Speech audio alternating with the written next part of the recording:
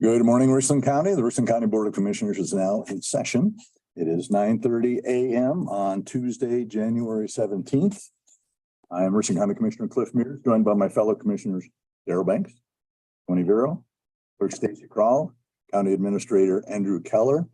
We're joined by the media, Carl Hunnell.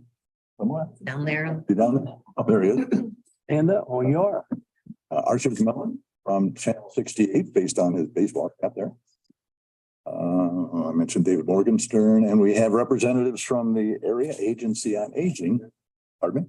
No. Online, we have Al Lawrence, thank you, from the News Journal. Anybody else online? No. Okay. So our first order of business will be to discuss the potential renewal of your levy for the Area Agency on Aging. So I'll let you introduce yourselves, and whoever would like to be the spokesperson or spokesperson, if you want to come up to the and be further grilled in the front row. we call it the torture chamber, but Hi, I'm Susie Danieloff, VP of Governance Marketing. Trey Turner, Chief of Community Living. Lori Rowland, Chief Financial Officer. Donna Patton, CEO. Nicole Williams, Chief Operating Officer. And I think Trey and I are gonna take the lead on things here. So thank you all for giving us time this morning to talk about the Richland County Senior Services Levy. And it is that time to come before you to start the process. We ask to put the renewal on the ballot. Trey Turner, our Chief of Community Living, he runs most of the programs that are funded through the levy. So he is going to talk about that. Do they have the handouts then? Okay.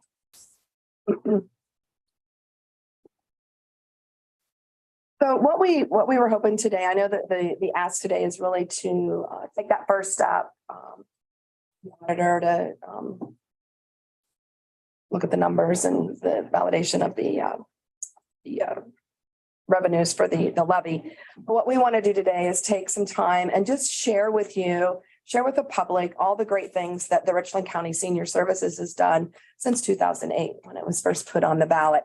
And Trey will talk a lot about things that have happened over the past couple years, because that is when we have seen much of our growth and innovation. So in the packets that you have, there's a nice handout, one pager, both sides, and we'll just talk a little bit about those programs. And I consider this to be fairly informal. If you have questions, just stop us as we go through. But I want to just start out by saying the Richland County Senior Services Levy is truly a gift for our organization and all the people that we serve across Richland County. It has allowed us to do a lot of great things to serve seniors, to keep them in their homes. And you'll hear about some of the innovation that we've been able to have and the opportunities that we've had to really leverage more federal funds throughout the process, and to also be kind of pioneers in setting up some programs that have been done across our region, which is 9 counties, and even across the state of Ohio. So I think with that, I'm going to just turn it over to Trey, who can talk a little bit about the programs that are identified here on the sheet that you have.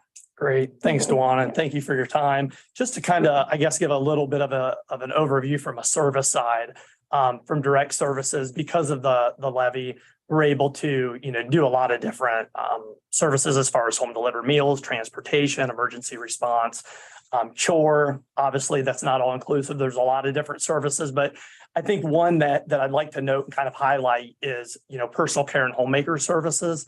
It's certainly some of the services that those individuals that we serve that are 60 and older that aren't eligible for passport, Medicaid funding or possibly other funding sources. It really gives us that funding stream that we can support those individuals to either alleviate some of the burden. Some of those individuals have the ability to private pay for some service. Some do not, but it really allows us to just alleviate some of the burden that maybe the family or themselves are able to support, but not all of it. So what we noticed is over the last several years, and I know this isn't a surprise to anybody here, but certainly the workforce capacity in virtually every organization definitely has impacted, the providers that we contract with. is their ability to hire and retain STNAs. And so what we've been able to do, and it came through a lot of, work and conversations with community partners, actually, in the last just year or so, we were able to meet with Clint Knight from the Chamber with Workforce Development. He had some really good ideas that we were able to look at when we were kind of creating something different with the role that we knew we wanted. And then also Senator Romanchuk has been really instrumental in some conversations that we had and really encouraged us to try to solve this at a local level. He knew that we had the experience and skills that were needed to really just try something different. And so that's really what we did. We noticed, just to give you a little bit of an idea of what led us down this path, is our program care coordination. We contract with about 43 different personal care and homemaker providers that offer that service for us. Of those 43, only 18 were actively able to accept cases. And so, what that meant for us is individuals that either were going on a waiting list that we couldn't even help, or current individuals that we were serving that the providers had to say, hey, I can no longer staff this case. And so, for our vulnerable seniors that we serve, they rely on us being there. And so that was a huge pain point for us. So what we did is leveraged a registered nurse, and then we hired an STNA that when the provider network was unable to staff those cases, we would help those individuals. And so you'll see on the printout that we have here, since August of 2021, we were able to help 55 individuals that would have gone without care, nearly 900 hours of in-home personal care and homemaker services. And so, we know that this problem isn't going away.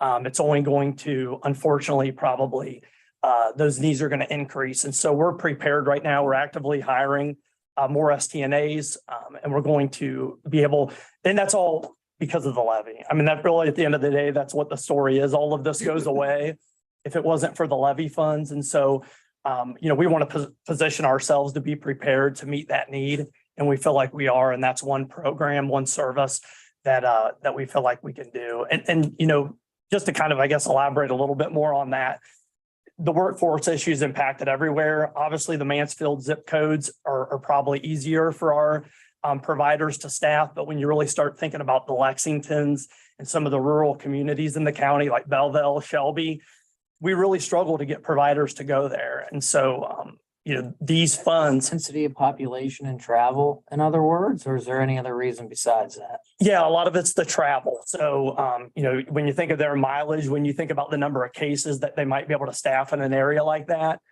for those providers, they have to really look at the cost, and weigh that out. So what happens is sometimes they just don't take cases. Well, because of this program, we can do that. No different than a cell tower in Lucas, right? Yeah. I mean, let's talk about what it is. It's for people and Yeah. customers and revenue and Yeah. sad that it boils Nine down. counties. That's right.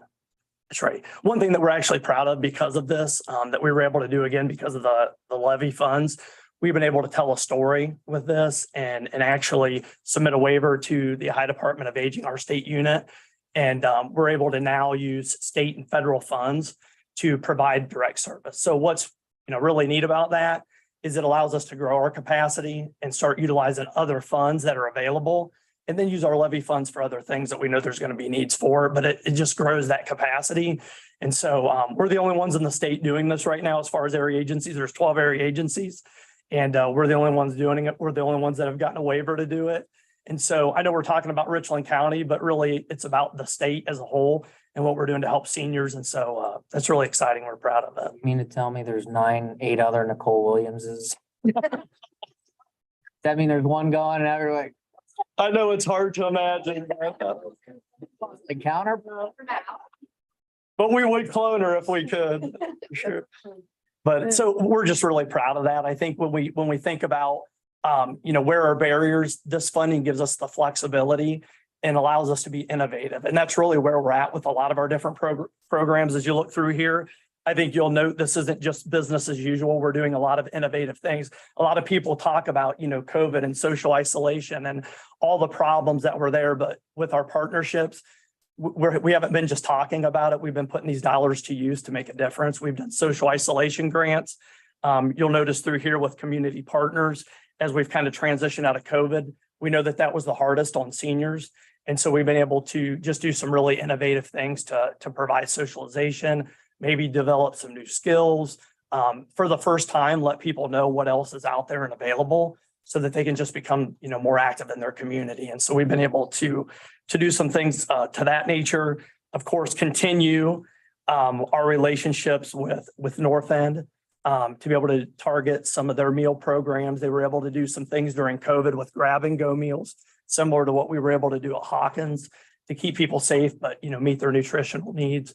And then Shelby Transportation, we've been able to kind of help sustain that. I know that they rely on our funds to, utilize other state and federal funds. So I think we're good. We're putting the dollars certainly to good use. The overwhelming part of your income is federal.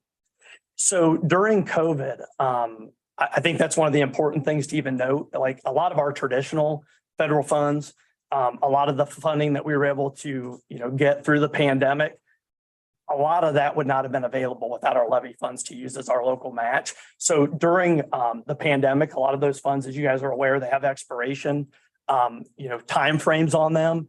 And so as the needs were greater, we serve more people with those funds. As those go away, we just see a greater need to be able to, really rely on our levy dollars to sustain that. So on your statement of activities, federal is 28,028,500. It's got an asterisk there. I don't see anything that relates to the asterisk. What page are you on? I'm on page 23. Oh, I'm sorry. The habit of commissioners always go to the money page. Oh. But this is just step one. You guys would need to come back to formally get it on the ballot, correct, Andrew? Yes. And I know Stacy had sent this to you. We, one of the things this board, I always include Marilyn in that, is asking for financial information ahead of time. Not so it's a rubber stamp, not that we won't approve it because we want the voters to have a say, but I do believe you got that, correct? Stacy, you sent that? Yes, Susie, I sent her what we were looking for. Yep. Okay. Yep. Okay. Because the library just went through that process. Okay. So, So I guess my question is kind of twofold. What is the asterisk reference? And is that federal income really an anomaly because of COVID? And this 28.5 is really a spike that you don't normally have to count on or receive because it's a COVID issue. So I'm gonna look to Lori. On the asterisk? Yeah. Yeah, that's what we were just wondering if maybe it's a typo. I'll have to go back and look. So- and see. Yeah, so the federal funding that we get most of that is through the Older Americans Act that we get. And a little, People like me and Daryl. We're the reason. but yeah. so Make it it's- that way. Yeah, it's the Older Americans Act. It is distributed among our 9 counties through an allocation that we do on a formula that takes into consideration low income seniors, minorities, square miles, whatever that, might be. And then those are the dollars that mainly go out into the community to either our local senior centers or into our care coordination program. So those are the federal dollars that we're obligated to put out into the community to leverage those local dollars. So when we talk about the Richland County Senior Services Levy, it is the source of local funds that we use here in this county to draw down much of this federal funding. Similar to what they do in Crawford County through the Crawford County Senior Services Levy or Ashland or anything like that. This number here, we will definitely get back with you on that, but I do know that there is a source of some of the COVID funds in here. And so the financials will reflect all of those too. And Because there's a possibility that this it's federal. number is an anomaly. It happens to be a spike. And Yep. the income you don't realize There's a, you're without a pandemic, correct? Maybe. Yeah, you'll submit that when you come back. I seen autograph that showed the COVID money. Yeah. On that one. Yeah. Yeah. Oh, I can be attached. And so you can see, to your point, that in 2021, there was a significant amount used. Send us the PDF of this. I always like to have electronic files because you won't be amazed at how often I'll go in and look at things and ask questions. And would it be possible to send us the PDF of this? You can actually scan that and. Oh, you guys are next level. it's- Where's that? It's on your one pager. It's on this one. Right near the graph, and then you can just scan it and it opens each one. Okay, I can do that. Thank you. You guys are fancy. Susie. Susie. Does that include like a spreadsheet of the source of these numbers? When I scan the cube, Sheet in there, that it's only electronic version of this. okay. We can get the audited financial. We can get those financials. So Stacy, when do they have to come back? Pretty soon, right? Andrew? The 24th, they'll be here. Okay. So we just need a motion now as part of step one, and then step two, they'll come back with financial questions, right? And any questions that you might have? We'll wait to see your financials for questions. Absolutely. And remember, if Nicole calls, don't pick up, you guys. You and Chris Harris, man, most expensive lunches. The building your ass. I see her, I'm like, do I want to pretend I can take this call or not? But again, you're the reason why I met my wife, so I have, That's why we have caller ID, right? Does she still speak to you? yeah, my wife doesn't. So that's correct. Yeah, you're the reason. I said I'm thankful he still likes her. So far, I like her. I'm not so sure she likes me. And right now with the 4-year-old this morning, I don't know. So again, okay, well, I'll make a motion that we approve the resolution, which is step one. I'm sure the meeting will have questions though. Motion. Commissioner Mears, Yes. Commissioner Banks, Yes. Commissioner Vero. Yes. Here you go. Any questions from, let's start with Carl from the media. The money that is generated through the Richland County levy.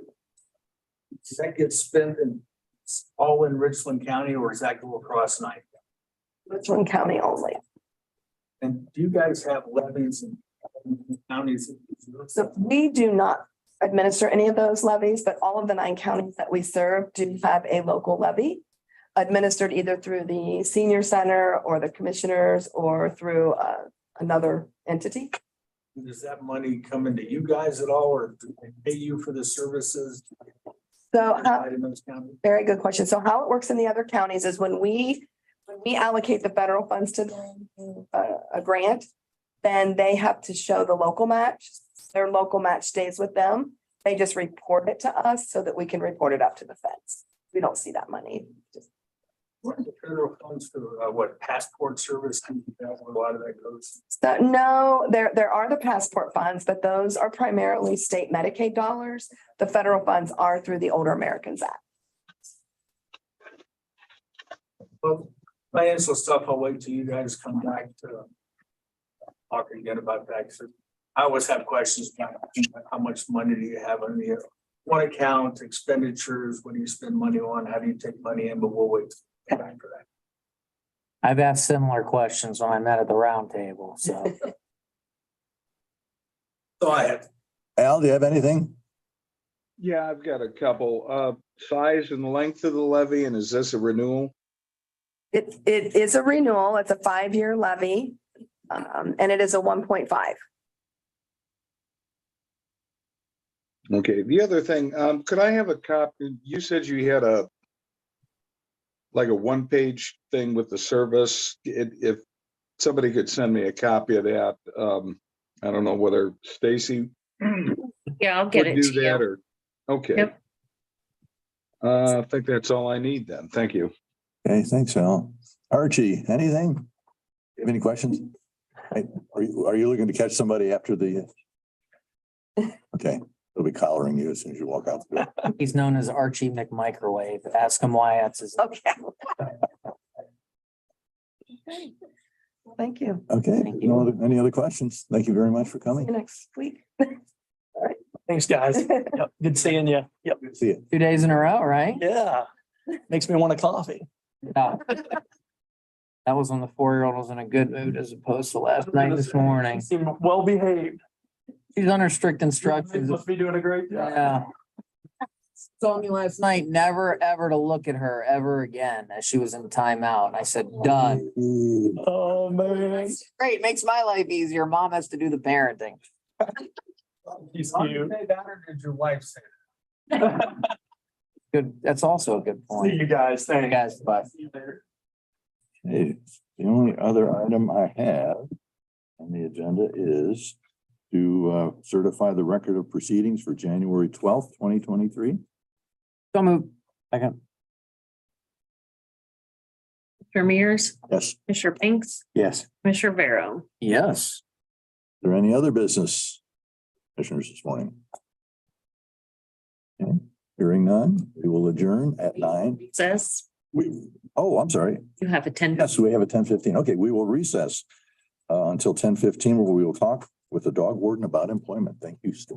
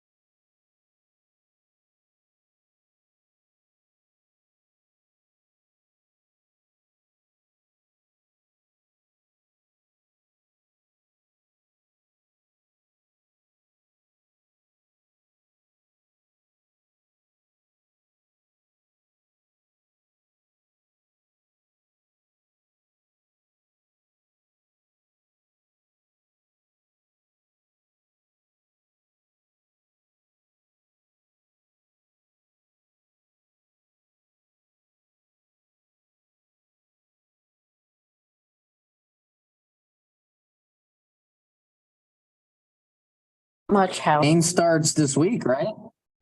Thursday. It's gonna be a big surprise to the staff. Nobody knows he's coming back except for Chelsea. Hmm. It's gonna surprise everybody. Well, it is 10:15. Houston County Board of Commissioners is back in session. I would like to, could I have a motion to go into executive session to discuss the employment? Don't move in. Second? Commissioner Mears, Yes. Commissioner Banks, Yes. Rivera. Yes.